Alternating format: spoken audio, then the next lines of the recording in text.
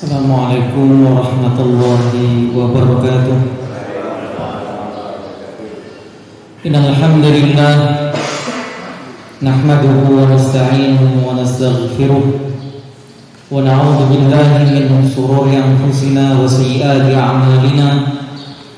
Man yahdihillahu fala mudilla lahu wa man yudlil fala hadiya lahu. Wa asyhadu an la ilaha illallah wahdahu la syarika lahu wa asyhadu anna Muhammadan abduhu wa rasuluh. Ya ayyuhalladzina amanu taqullaha haqqa tuqatih wa la tamutunna illa wa antum muslimun. Amma ba'du. Kaum muslimin rahimakumullah, alhamdulillah kita bersyukur kehadirat Allah Subhanahu wa taala kembali berkesempatan melanjutkan pembahasan kita pada kitab Tafsir Juz Amma karya Ustaz Dr. Firanda Dirja hafizahullah taala. Kita memasuki surat yang baru, yaitu surat Al-Balad. Sudah 2 pertemuan kita membahas ini. Kita beralih kepada ayat berikutnya, ayat yang kelima di halaman 383.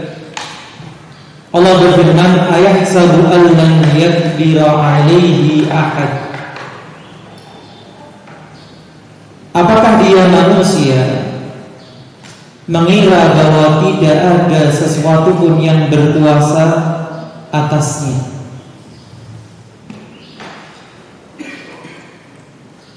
Apa maksudnya? Dijelaskan oleh penulis hafizahullah. Apakah dia manusia itu mengira bahwa tidak ada sesuatu pun yang berkuasa atasnya, sehingga seseorang bebas melakukan kemaksiatan atau apapun yang diinginkannya? Ini adalah pertanyaan untuk kita semua sebenarnya, karena sebagaimana kaidahnya al-ibratu bi umumil lafzi la bi khususi as-sabab. Pelajaran itu diambil dari keumuman lafadznya, bukan kekhususan sebab terjadinya. Jadi kalau ada lafaz-lafaz yang bersifat umum, ya artinya itu apa? Ditujukan kepada setiap manusia. Meskipun kadang ada namanya sababun nuzul, sebab spesifik terjadinya turunnya ayat tersebut. Maka ketika kita akan melakukan suatu amalan, kita perlu bertanya kepada diri kita, baik dan buruknya. Dan ketika kita sudah tahu amal itu amal yang buruk, kemaksiatan, dosa, apakah kita mengira bahwa tidak ada sesuatu pun yang berkuasa atas diri kita? Ia merasa seolah-olah hanya hidup sekali dan tidak akan dihidupkan lagi pada hari kiamat kelak. Manusia yang berbuat semaunya sendiri, tidak mempertimbangkan akibat yang akan dipikulnya. Ini seakan dia merasa hidup sekali ini saja, tidak ada pertanggungjawaban yang akan dia pertanggungjawabkan kelak di akhir.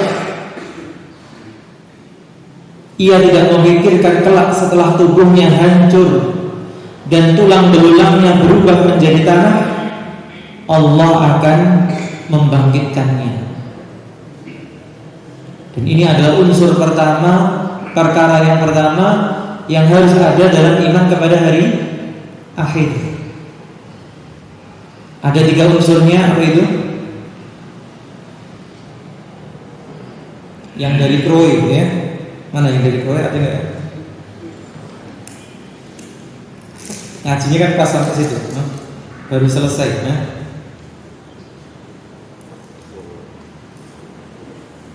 Apa unsurnya iman kepada hari kiamat, hari akhir?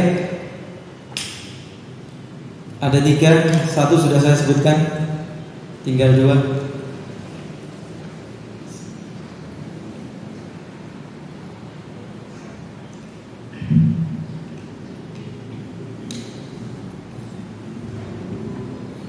atau yang jama'al khair. Mana jama'al khair? Kan juga sudah kita katakan di sini ya. Yang pertama iman terhadap kebangkitan, yang kedua iman terhadap hisab dan pembalasan, yang ketiga iman terhadap surga dan neraka. Maka orang yang yakin dirinya setelah mati akan dihidupkan kembali, akan diukur, ditimbang apa yang dikerjakan di dunianya. Bahkan yang terkecil, faman ya'mal mithqala dzarratin khairan yarah wa man ya'mal mithqala dzarratin syarran yarah. Tidak akan berlaku semaunya sendiri. Kemudian Allah mengatakan, yaqulu ahlaktu malan lubada. Dia mengatakan, aku telah menghabiskan harta yang banyak. Dijelaskan oleh penulis, manusia menghabiskan harta sepuasnya untuk hal-hal yang haram dan berfoya-foya karena menyangka hartanya tidak akan habis. Level yang kecil katanya, jadi itu tempat yang ada lampunya kelap-kelip di depannya. Apa? Banyak zat yang depannya lampu kelap-kelip. Kafe, karaoke, itu sekali masuk bisa-bisa habisnya berapa? Jutaan kan? Itu padahal ya kelas rakyat jelata gitu. Belum yang kelasnya apa? Kaum jet set yang katanya sekali berpesta bisa menghabiskan miliar, bukan cuma juta. Allah musta'an. Semoga Allah hindarkan kita dari fitnah yang seperti ini gitu. Karena ketika seorang katanya kalau duitnya sudah nggak pakai nomor seri, ini godaan seperti ini luar biasa. Maka hal itu ternyata telah Allah kabarkan 14 abad yang lalu. Dan pernah itu terjadi, benar itu terjadi saat pasukan Quraisy bertemu dengan pasukan kaum muslimin dalam perang Badar. Malam harinya mereka berpesta pora karena merasa jumlahnya jauh lebih banyak. 1000 orang cuma lawan 300 orang, sudah pasti habis mereka. Makanya malamnya mereka bergadang menyembelih sekian puluh onta. Maka kita lihat hari ini pun demikian. Jadi, apa yang dikatakan orang kalau mereka sudah berpesta itu harta benda dihabiskan. Oleh sebab itu Allah menamakan sikap menghabiskan harta pada kemaksiatan dengan ihlak. Apa itu ihlak? Atau memusnahkan,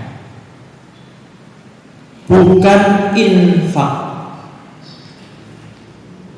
Meskipun dalam hadis tentang 2 orang yang boleh kita hasadi, yang boleh kita cemburu. Salah satunya orang yang diberi karunia harta fa'ahlakaha, dan dia habiskan. Tapi ada tambahannya, fi sabilillah, di jalannya Allah. Tapi kalau disebut ahlaka, halak, itu salah satu sinonim untuk kematian. Kematian itu bahasa Arabnya apa? Mata yang maut, tapi bisa juga diartikan halak. Apa artinya halak? Binasa. Ini ya. Apa bahasa lainnya, mampus. Ahlaka bentuk apa? Mutaaddinya, yang butuhkan objek. Hal ini karena harta yang digunakan untuk maksiat tidak memberikan manfaat kepada pelakunya kecuali kerugian dan penyesalan.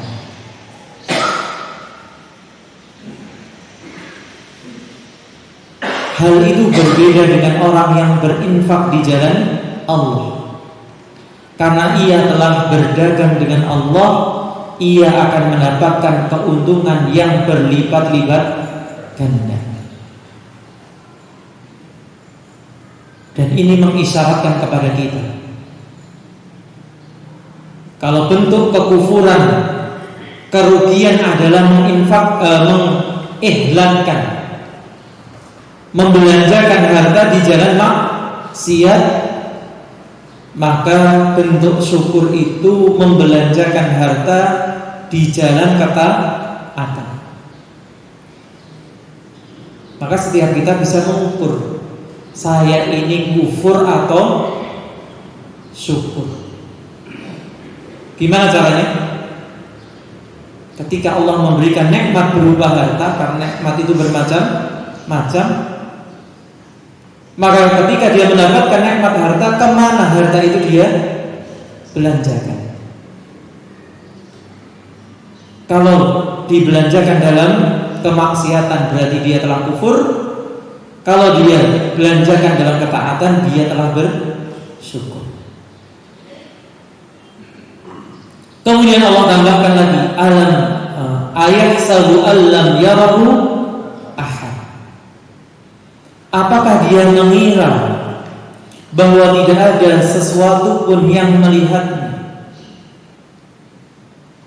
Dan di sini terjemahannya menggunakan sesuatu. Jadi, karena apa? Supaya masuk baik makhluk maupun sang khalik. Jadi ketika kita ingin berbuat sesuatu, mungkin saja kita tidak dilihat sesama makhluk, tapi yang pasti melihat kita siapa? Sang khalik. Itu keyakinan orang yang beriman. Sehingga dijelaskan ketika dikatakan tadi apa? Ahlaktu malan lubada. Aku telah menghabiskan harta yang banyak. Diucapkan orang tersebut dengan kesombongan. Dan para pelaku maksiat, mereka saling bersaing. Jadi, sehingga kadang kita membaca cerita, membaca berita,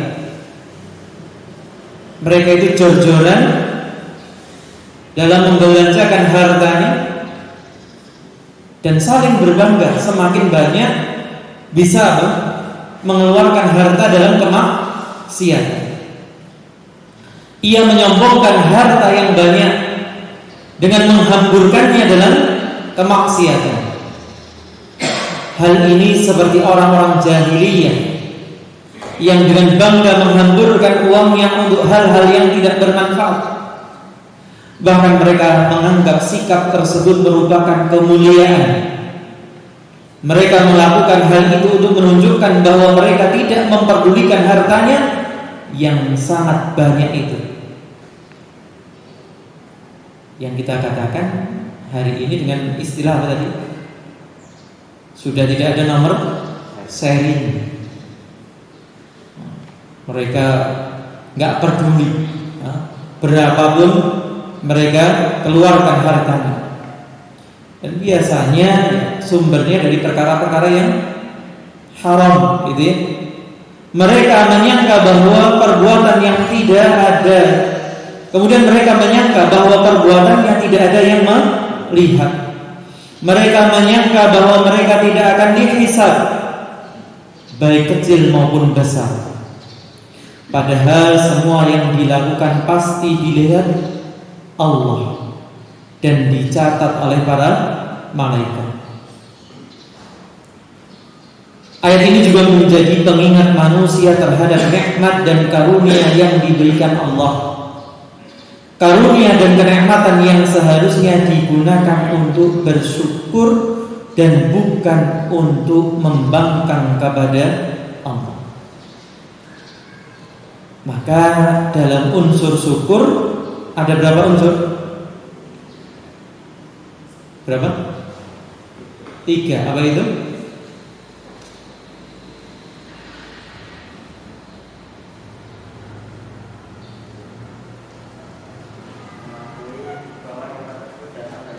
Mengakui itu di mana? Dalam hati kita,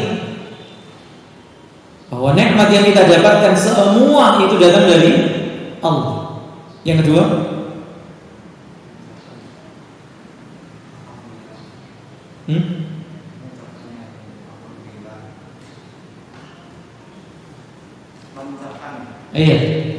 mengucapkan. Bagaimana mengucapkan? Memuji Allah dengan lisan kita atas nikmat tersebut. Yang ketiga,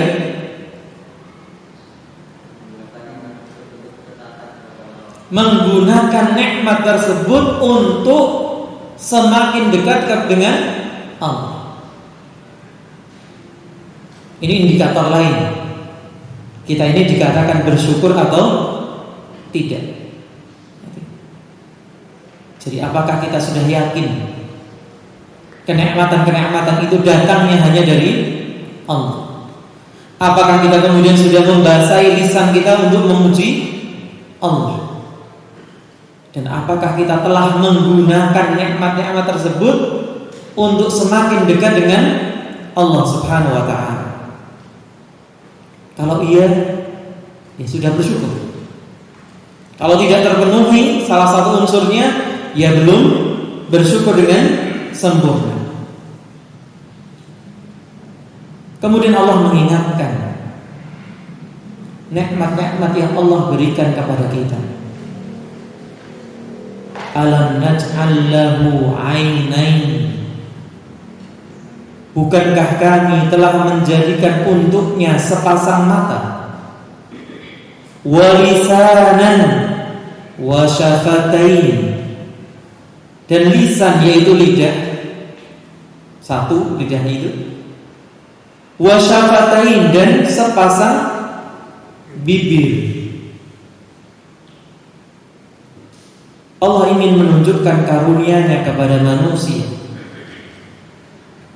Allah telah memberikan kepadanya kenikmatan lisan dengan sepasang bibir dan mata. Inilah kenikmatan yang sangat besar. Kedua mata digunakan untuk melihat keagungan dan kebesaran Allah, sementara itu lisan dan kedua bibir yang digunakan untuk mengungkapkan isi hati, untuk mengatakan apa rasa syukur, makan serta minum, dan menambah indah rupanya. Karena ya manusia ketika orang sesempurna apapun ada kekurangan di bibirnya, ya tetap tidak indah. Meskipun diberikan tubuh yang gagah, tapi kita kadang lupa bahwa ternyata semua susunan ini menyempurnakan wajah kita. Bukan hanya kegunaannya, namun kebanyakan manusia tidak mensyukurinya dengan menggunakan nikmat tersebut untuk hal-hal yang tidak bermanfaat. Lisan yang diberikan oleh Allah tidak digunakan untuk berzikir, tetapi untuk berbicara hal-hal yang sia-sia. Sehingga kata sebagian ahli hikmah, kenapa Allah memberikan 2 mata, 2 telinga, tapi hanya 1 mulut? Untuk apa? Untuk lebih banyak belajar, melihat, mendengar daripada berbicara. Karena yang jumlahnya lebih banyak, ya tentu lebih banyak fungsi. Tapi seringkali manusia lupa, lebih banyak berbicaranya daripada belajar, merenunginya. Mata yang diberikan Allah digunakan untuk melihat hal-hal yang haram. Kemudian Allah mengingatkan, menyebutkan sebagian kenikmatan yang berkaitan dengan dunia.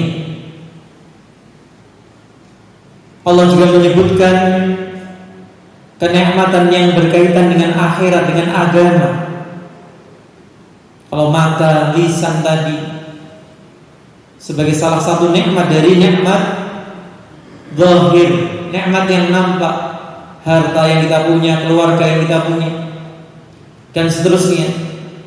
Ada nikmat yang jauh lebih besar dari itu. Wa hadainahum najdain, dan kami telah menunjukkan kepadanya dua jalan.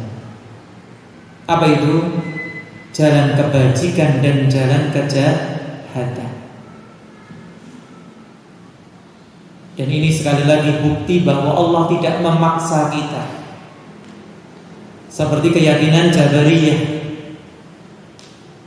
Dari kata Jabar, kita ini terpaksa jadi orang baik, ini terpaksa jadi orang jahat juga terpaksa. Jadi yang ada di sini duduk dengarkan pengajian, ngaji bersama ini terpaksa. Dan yang berdiri ngantri di sebelah situ cari minyak goreng juga terpaksa. Itu kata Jabariyah. Tapi kata Ahlus Sunnah, manusia punya pilihan.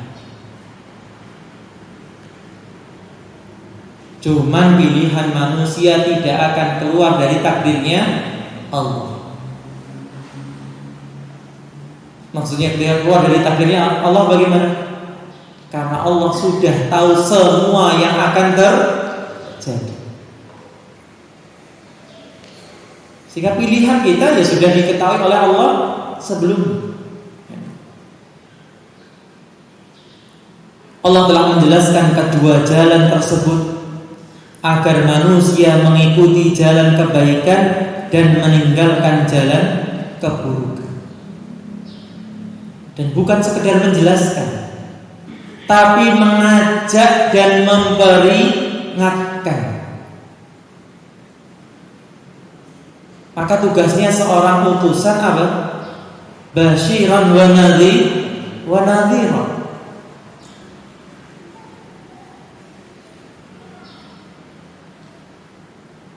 Sinyal perlu. Tugasnya seorang utusan adalah membawa kabar gembira agar manusia tertarik untuk masuk surga, yang jalurnya adalah jalan kebaikan. Dan tugasnya seorang utusan memberi peringatan agar manusia waspada dan takut akan neraka yang jalannya adalah keburukan.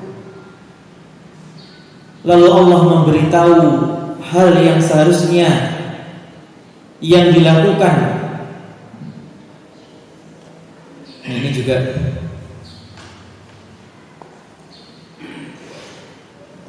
hal yang perlu dikoreksi ya dalam bahasa Indonesia.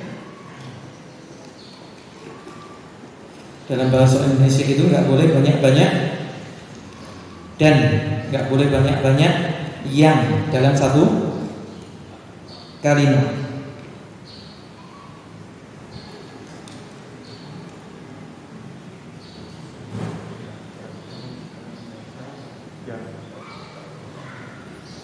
Allah memberitahu hal yang seharusnya yang dilakukan dua kali. Allah memberitahu hal yang seharusnya dilakukan oleh orang yang lagi oleh orang yang dikaruniai harta yang Masya Allah Dalam bahasa Arab tidak masalah, gitu ya. Karena ini menunjukkan sifat.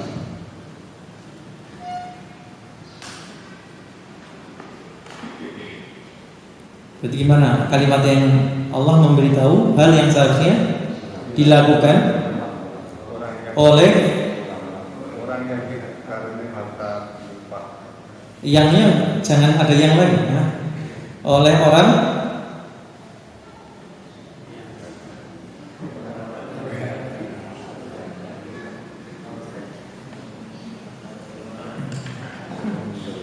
yangnya paling tidak dua ini ya, masih bisa ditolerir, yang di depan dan yang di ketiga. Yang kedua dan keempat ini bisa dihilangkan ya.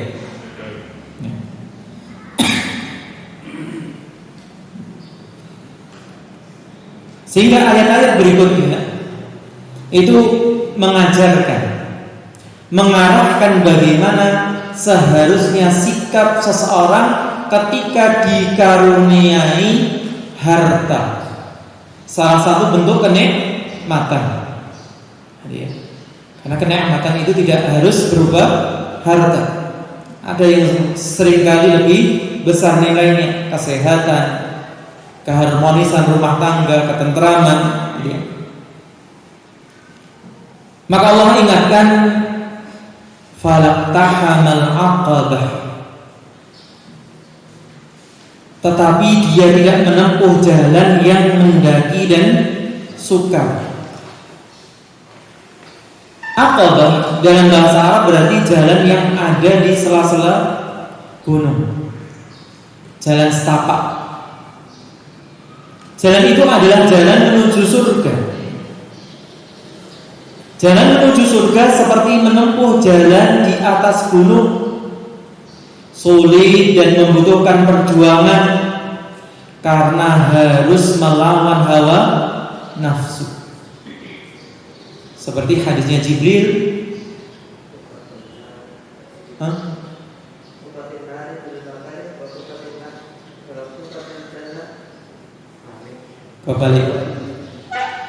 kebalik. Huffatil jannah bil makarih wa huffatin nar bihas syahawat. Jadi malaikat Jibril disuruh lihat surga. Apa responnya? Ya nggak ada yang nggak pengen masuk surga. Kenikmatannya, keindahannya, kesenangannya. Dan disuruh melihat neraka. Ya nggak ada satupun yang ingin masuk neraka. Siksanya, ngerinya. Kemudian disuruh kembali melihat. Setelah apa tadi? Surga dipagar dengan hal-hal yang dibenci oleh hawa nafsu, sedangkan neraka dipagari dengan hal-hal yang dicintai hawa nafsu. Kemudian Jibril mengatakan, setelah itu ya seperti ini tidak ada yang selamat dari neraka, dan susah orang akan masuk surga. Maka jalan menuju surga secara umum memang susah. Karena lihat perkara kecil saja yang disebutkan oleh Rasulullah, la tahqiranna minal ma'rufi syai'an. Jangan meremehkan kebaikan sekecil apapun. Apa kelanjutannya? Walau antalqa akhaka biwajhin talqin. Meskipun sekedar bertemu saudaramu dengan wajah yang menggembirakan, yang cerah, nyenengki. Ini loh, berwajah cerah, menggembirakan, yang secara ilmu kesehatan penggunaannya otot lebih sedikit daripada wajah ketika jekrem, meremut.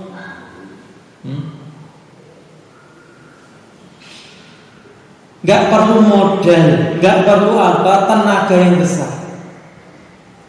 Tapi kadang berat bagi sebagian orang.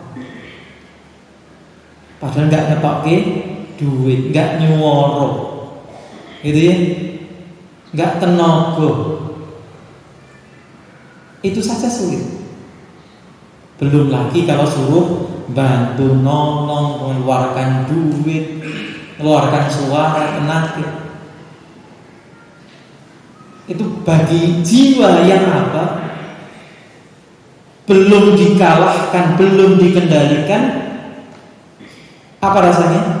Berat. Ketika seseorang mengetahui bahwa sesuatu itu baik, sudah seharusnya ia langsung melaksanakannya tanpa berpikir panjang, meskipun itu berat. Hal ini seperti orang yang melintasi gunung. Demikian juga jalan menuju surga. Meskipun sebenarnya jalan ini tidak terlalu berat. Saya contohkan tadi, tersenyum, wajah yang cerah, wajah yang gembira, itu aslinya tidak berat.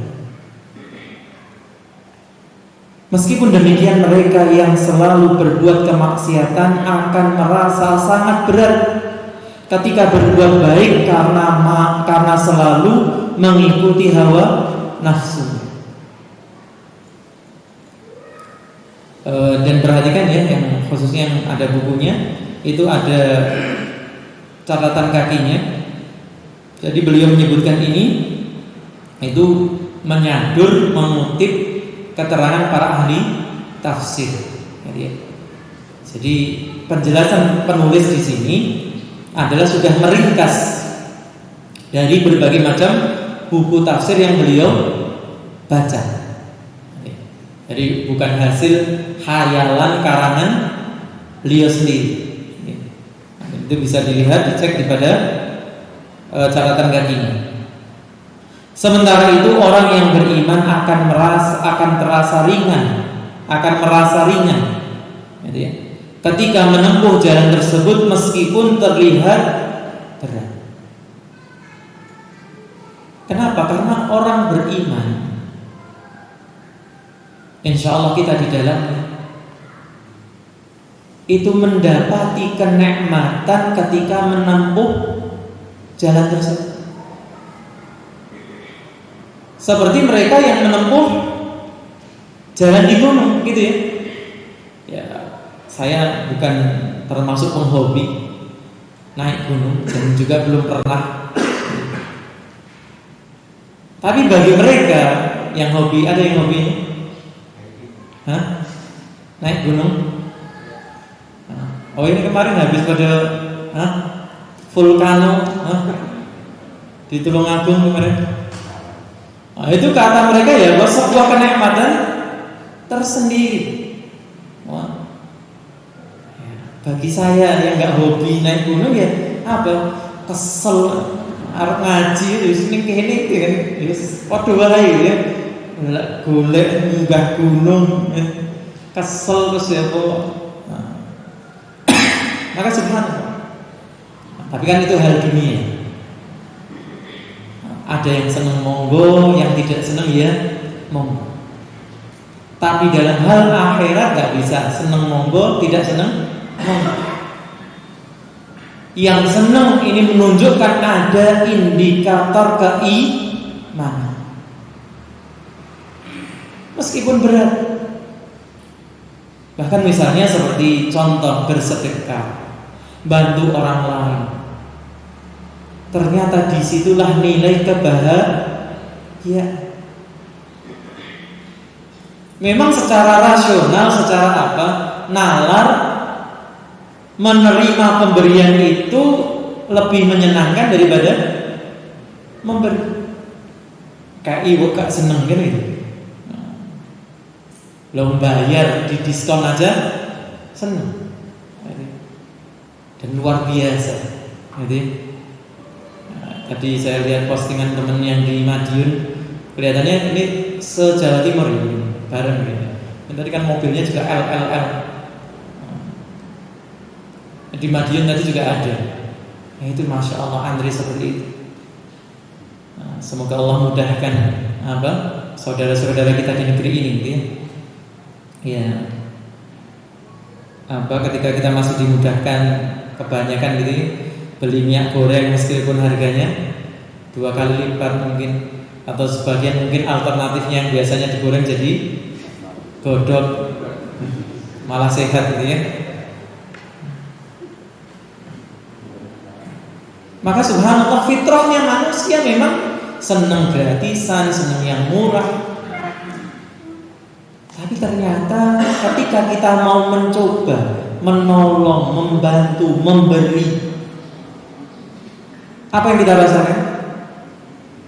Jauh lebih menyenangkan. Apalagi yakin, mana qasad shadaqatun min malik, gak bakal sedekah itu ngurangi harta benda kita, gak bakal bangkrut gara-gara apa? Sedekah. Gak bakal bangkrut gara-gara, gak bakal miskin gara-gara sedekah, asalkan benar niatnya dan caranya. Niatnya harus ikhlas, caranya bagaimana? Jangan terlalu pelit, ya jangan terlalu lobo. Kan gitu ya. Dalam ayatnya jangan sampai seperti tangan yang terbelenggu di belakang kepala, dan juga jangan tangan ini diulurkan selebar-lebarnya. Maka hati-hati kalau jenengan diiming-imingi sedekah sepeda itu motor, sedekah motor itu mobil, ini mau sedekah atau mau cari untung, kan gitu. Jadi kalau mau cari untung apa? Akhiratnya. Maka subhanallah, ini yang dirasakan orang beriman. Yang terlihat susah bagi keumuman manusia, bagi orang yang beriman apa? Mudah, menggembirakan, menyenangkan. Pendapat lain menyatakan bahwa Aqabah adalah gunung di neraka. Sehingga ayat ini berarti jika seorang hendak lolos dan selamat dari siksaan mendaki gunung di neraka, lewatilah gunung tersebut dengan melakukan amal-amalan kebaikan seperti membebaskan budak, memberi makan orang miskin, dan lain sebagainya yang akan disebutkan berikutnya.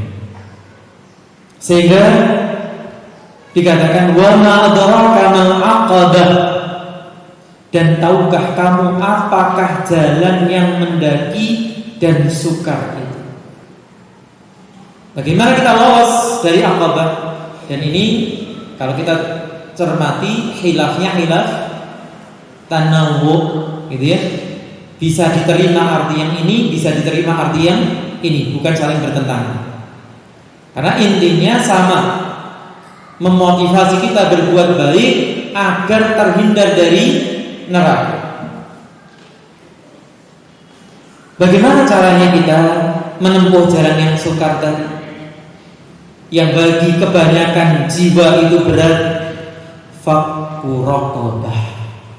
Yang pertama adalah melepaskan, memerdekakan perbudakan atau hamba sahaya. Tentu kita tahu, dan semoga sudah tahu ya, budak meskipun dia manusia, secara hukum dia masuk hukum apa? Harta benda. Yaitu berlaku dulu ketika perbudakan masih ada. Karena perkara itu ada di tengah masyarakat, harus ditata.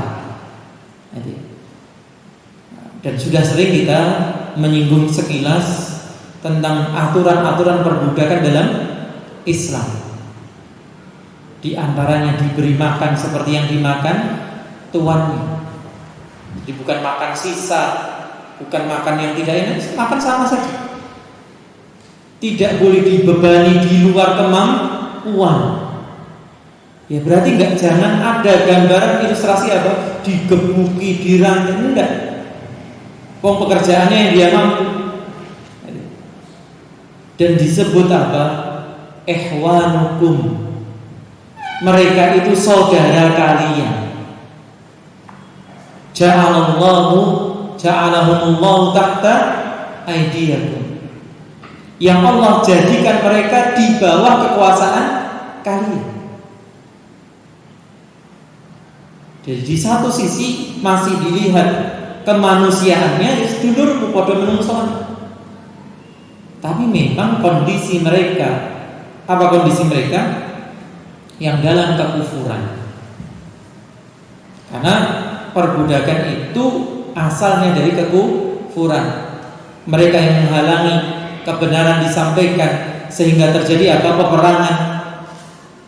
Ketika mereka kalah, ditawan, jadilah mereka budak.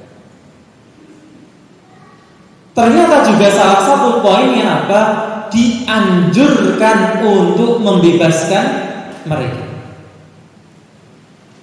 Tentu yang diutamakan apa? Yang telah beriman. Sehingga dijelaskan di sini salah satu jalan yang sulit tersebut adalah membebaskan seorang budak. Kenapa? Karena budak itu tadi masuk ranah apa? Harta. Dan orang sudah difitrahkan tabiatnya hubbud dunia, hubbul mal, mengeluarkan sebagian dunianya, mengeluarkan sebagian hartanya. Ringan atau berat? Berat. Apalagi kalau budak itu masih baik, artinya masih kuat, masih bisa bekerja, masih bisa menghasilkan. Kok suruh memerdekakan? Berat, ya. Tapi Islam adalah agama yang menganjurkan pemeluknya untuk membebaskan budak. Dan itu nggak ada dalam ajaran lain. Jadi hal ini tidak seperti yang dituduhkan oleh orang-orang Nasrani, bahwa Islam itu agama yang menganjurkan perbudakan. Enggak. Perbudakan itu ada sudah sebelum Islam datang. Ketika Islam datang mengatur bagaimana memanusiawikan budak, memanusiakan budak. Kemudian apa? Menganjurkan agar budak itu dibebaskan.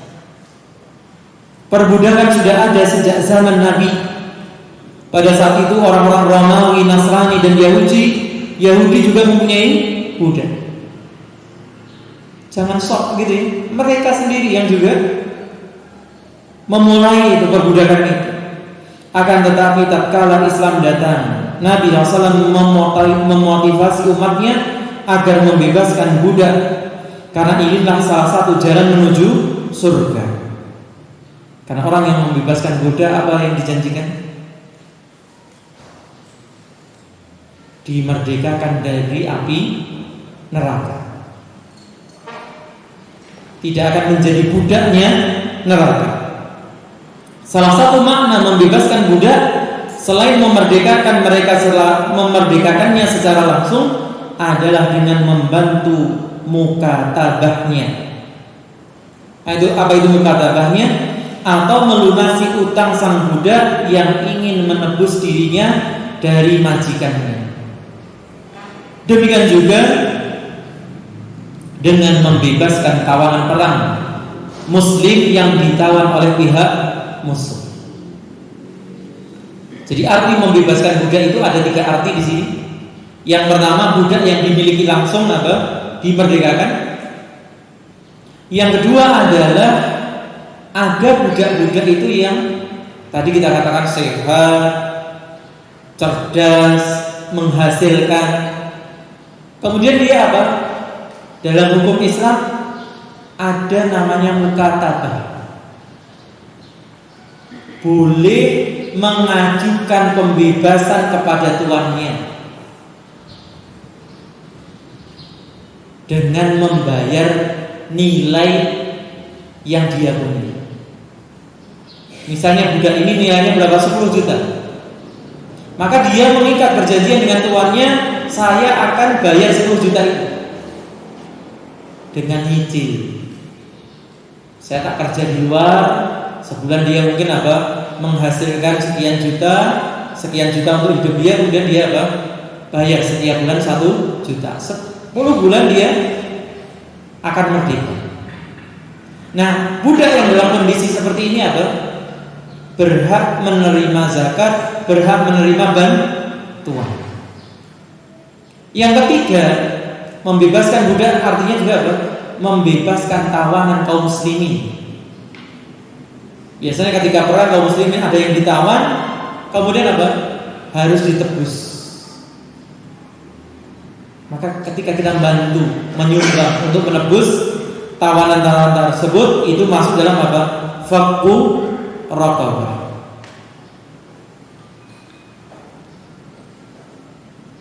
Baik, sampai poin ini dulu, gitu ya. Nanti akan kita sambung dengan perbuatan-perbuatan lain yang itu merupakan jalan menuju surga. Oke, silakan kalau ada mungkin tambahan, koreksi atau pertanyaan.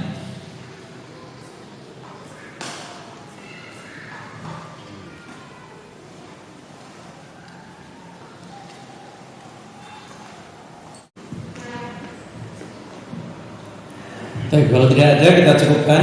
Semoga bermanfaat. Kurang dan lebihnya saya mohon maaf. Jazakumullah khairan telah menyimak.